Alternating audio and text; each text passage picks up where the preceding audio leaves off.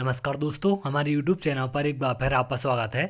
वर्ग 2 चयन परीक्षा का रिजल्ट आने के बाद आप लोग के लगातार बड़ी संख्या में कमेंट है दस्तावेज सत्यापन को लेकर कि सर हमारे डॉक्यूमेंट में ये गलती है तो क्या इसे मान्य किया जाएगा या फिर नहीं किया जाएगा, या फिर ऐसी गलतियों के लिए हम लोग क्या करें। तो आज हम बात करेंगे वर्ग 2 के दस्तावेज सत्यापन को लेकर कि कौन कौन से आपको दस्तावेज लेकर जाना है, कौन कौन सी गलतियां मान्य की जाती हैं, कौन सी नहीं की जाती हैं, और किन गलतियों के चलते अभ्यर्थियों को बाहर किया जाता है। तो स्टेप बाय स्टेप एक एक करके इन सब के बारे में हम बात करेंगे। पिछली जो आपकी वर्ग 2 की भर्ती कराई गई थी उसमें डॉक्यूमेंट वेरिफिकेशन की प्रक्रिया किस प्रकार से हुई थी, क्या क्या डॉक्यूमेंट वहां पर आपसे मांगे गए थे, इन सब के बारे में आगे हम बात करते हैं। और जो भी आपके डाउट है डॉक्यूमेंट को लेकर आगे एक एक करके मैं आपको सारी क्लियर कर दूंगा। तो आप लोग वीडियो को पूरा देखें जिससे सारी चीज़ें आपको क्लियर हो सकें।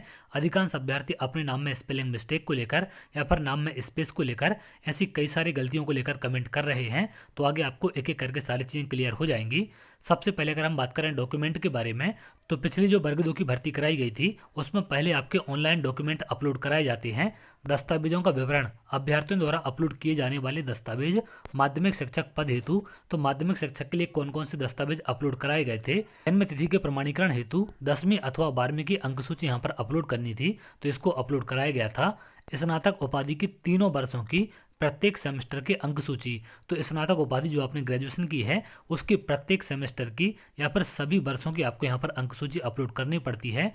आरक्षण का लाभ प्राप्त करने वाले अभ्यर्थी, अगर आप मध्य प्रदेश के मूल निवासी हैं और आप किसी कैटेगरी से बिलोंग करते हैं तो आपको उसका आरक्षण प्रमाण पत्र अपलोड करना पड़ेगा।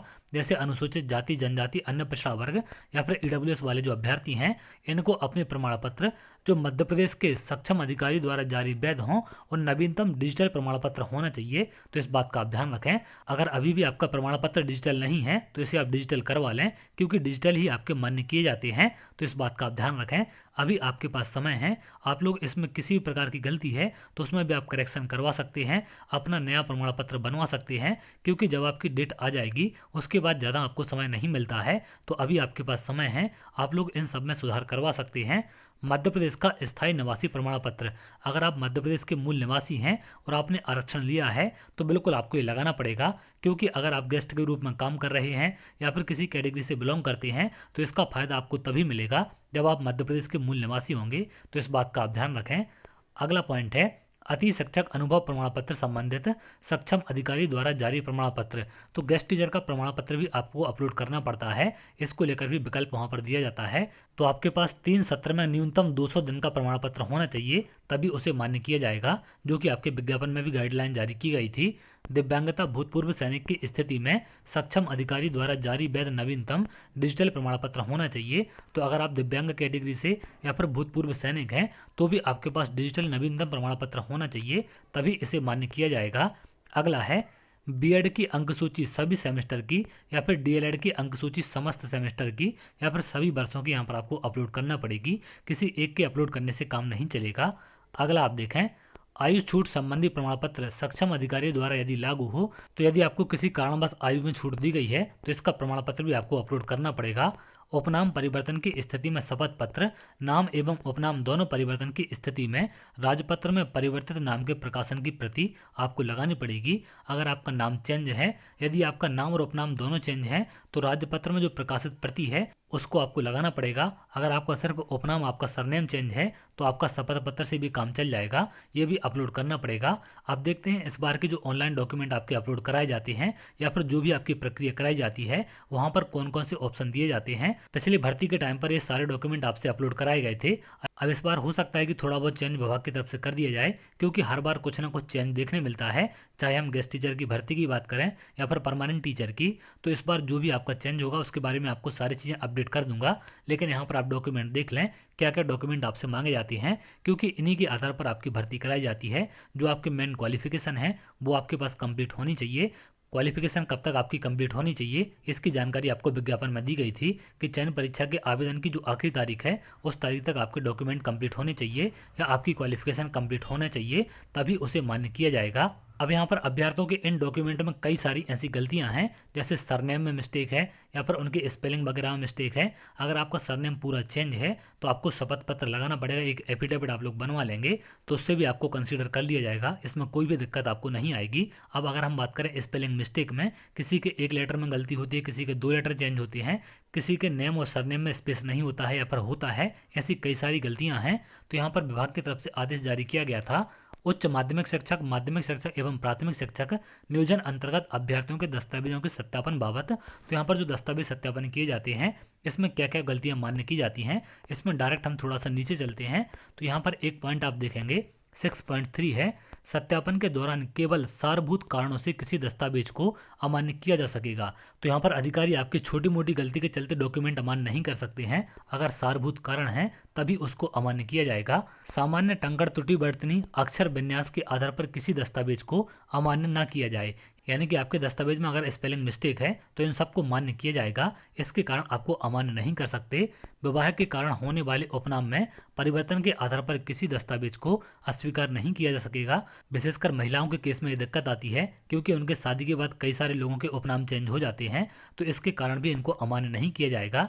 लेकिन अगर आपका उपनाम चेंज हो गया है तो आपको शपथ पत्र बनवाना है, इसका आप ध्यान रखेंगे।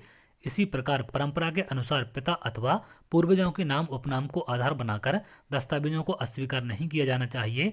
अगर आपके फादर के नेम में कोई उपनाम अलग है या आपके नेम में अलग है, आपके डॉक्यूमेंट सारे सेम हैं, तो कोई दिक्कत आपको नहीं आएगी। चाहे आपके फादर का सरनेम अलग हो, आपका अलग हो, सभी चीज़ें आपकी सेम होनी चाहिए। तो इस आधार पर भी यहाँ पर आपको अलग नहीं किया जाएगा। किसी भी प्रकार के विरोधाभासी स्थिति में वरिष्ठ कार्यालय से आवश्यक मार्गदर्शन प्राप्त किया जा सकता है। तो जो भी डॉक्यूमेंट यहाँ पर आपके अमान्य किए जाते हैं, इनका दोबारा से संभाग स्तर पर परीक्षण होता है, उसके बाद फाइल आपकी आगे बढ़ाई जाती है। ऐसा नहीं है कि सिर्फ जिला शिक्षा अधिकारी के पास आपका वेरिफिकेशन होगा और वहीं से आपको मान्य अमान्य कर दिया जाएगा। एक बार फिर आपको चांस दिया जाएगा, संभाग स्तर पर उसका दोबारा से वेरिफिकेशन होगा, जो ऐसे केस होते हैं। तो इन छोटी मोटी गलतियों को लेकर आपको परेशान नहीं होना है। कुछ निर्देश यहाँ पर और आप देख सकते हैं। जब डॉक्यूमेंट वेरिफिकेशन चल रहा था तो उस टाइम पर विभाग की तरफ से क्लैरिफिकेशन जारी किया गया था, इन निर्देशों के आधार पर होगा दस्तावेज परीक्षण। किसी लिपिकीय त्रुटि की वजह से दस्तावेज रिजेक्ट नहीं किए जाएंगे, यानी कि आपकी जो स्पेलिंग मिस्टेक है, यदि किसी दस्तावेज को अपलोड करते समय गलत दस्तावेज अपलोड हो गया है और भौतिक सत्यापन के दौरान वैधानिक दस्तावेज प्रस्तुत किया गया है, तो उसे केवल इस आधार पर अमान्य नहीं किया जाए कि आवेदक ने पोर्टल पर गलत दस्तावेज अपलोड किया था। तो कई सारे अभ्यर्थी ऐसे होते हैं जो अपने गलत डॉक्यूमेंट अपलोड कर देते हैं या फिर MP ऑनलाइन वाले गलत डॉक्यूमेंट अपलोड कर देते हैं। तो ऐसे अभ्यर्थियों को भी कंसीडर किया जाता है। अगर वो अपने सही डॉक्यूमेंट वहां पर दिखा देते हैं, गलत डॉक्यूमेंट आपसे अपलोड हो गया है, तो आपको वहां पर कंसीडर कर लिया जाता है। लेकिन ये गलतियां आपको नहीं करनी है, सावधानी पूर्वक अपने डॉक्यूमेंट आप अपलोड करेंगे। यदि किसी की जन्म तिथि में प्रोफेशनल एग्जामिनेशन बोर्ड और 10वीं की मार्कशीट में भिन्नता है, तो 10वीं की मार्कशीट की जन्मतिथि मान्य की जाएगी। तो इस बात को भी आप ध्यान रखें। यदि किसी आवेदक द्वारा कोई दस्तावेज जैसे अति शिक्षक इत्यादि का जो पहले अपूर्ण था, अभ्यावेदन के साथ प्रस्तुत किया गया है, तो उसे मान्य किया जा सकता है। तो पिछली वेरिफिकेशन में इस प्रकार के डॉक्यूमेंट भी मान्य किए जा रहे थे, लेकिन इस बार आपके आवेदन की आखिरी तारीख तक कंप्लीट मांगे गए हैं। तो देखते हैं आगे विभाग की तरफ से क्या आदेश जारी किया जाता है। अब यहाँ पर महिलाओं के कई सारे कमेंट देखने मिलते हैं, विशेषकर जो दूसरे राज्यों से मध्य प्रदेश में शादी करती हैं। दूसरे राज्यों से मध्य प्रदेश में ब्याही महिलाओं को नौकरी में नहीं मिलेगा आरक्षण का लाभ।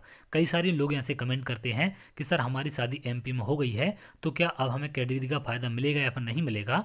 तो दूसरे राज्यों से अगर आपकी मध्य प्रदेश में शादी हुई है तो इसका लाभ आपको नहीं दिया जाएगा, जैसा कि यहाँ पर हाईकोर्ट की तरफ से आदेश दिया गया था। मध्य प्रदेश हाईकोर्ट ने एक अहम फैसले में कहा है कि मध्य प्रदेश राज्य से बाहर की आरक्षित वर्ग की महिलाओं को यहाँ शादी करने पर नौकरी में आरक्षण का लाभ नहीं मिलेगा। ये एक बड़ा आदेश हाईकोर्ट की तरफ से दिया गया था। तो ये सारी कंडीशन आपको ध्यान रखनी है। इन डॉक्यूमेंट के आधार पर आपका वेरिफिकेशन किया जाएगा। डॉक्यूमेंट मैंने यहाँ पर आपको बता दिए हैं कौन कौन से डॉक्यूमेंट आपसे अपलोड कराए जाएंगे, और जो डॉक्यूमेंट यहाँ पर आपसे अपलोड कराए जाते हैं यही डॉक्यूमेंट आपको वहाँ पर लेकर जाने हैं। इसके अलावा आप आधार कार्ड वगैरह भी लेकर जाएंगे, अपनी पासपोर्ट साइज फोटो लेकर जाएंगे। वहाँ पर आपसे जो आपकी समग्र ID है या फिर जो आपका रोजगार पंजीयन है, इनकम सर्टिफिकेट है, ये चीज़ें नहीं मांगी जाती हैं, लेकिन इसके बाद भी इन सबको आप लोग रख कर जाएंगे। समग्र ID, इनकम सर्टिफिकेट और रोजगार पंजीयन, ये तीनों चीज़ें आपको रख कर ले जानी है, लेकिन मांगी नहीं जाती हैं। पिछली भर्ती में भी इनको नहीं मांगा गया था, लेकिन इनको आप रख कर जाएंगे। अगर आपके पास है और नहीं है तो आप बनवा लें। हो सकता है कि आपका नियम चेंज कर दिया जाए या फिर आपसे मांग लिया जाए, क्योंकि EWS के केस में आपसे मांगा जाता है इनकम सर्टिफिकेट। इनकम के आधार पर आपका EWS बनता है, तो EWS वाले अभ्यर्थी इनकम सर्टिफिकेट का ध्यान रखेंगे। इसके अलावा डॉक्यूमेंट वेरिफिकेशन में जो भी चेंज होगा, जो भी नई चीज़ें ऐड होंगी या फिर जो भी चीज़ें हटाई जाएंगी, इन सब को लेकर मैं विस्तार में जानकारी दे दूंगा। अभी जो भी डॉक्यूमेंट में आपकी कमी है, जो भी दिक्कतें हैं, जो भी आप चेंज करवा सकते हैं, उनको आप लोग चेंज करवा लें, जिससे डॉक्यूमेंट में आपको समस्या ना आए। जितने कम डॉक्यूमेंट में आपकी गलती होगी, उतना आसानी से आपका डॉक्यूमेंट वेरिफिकेशन हो जाएगा।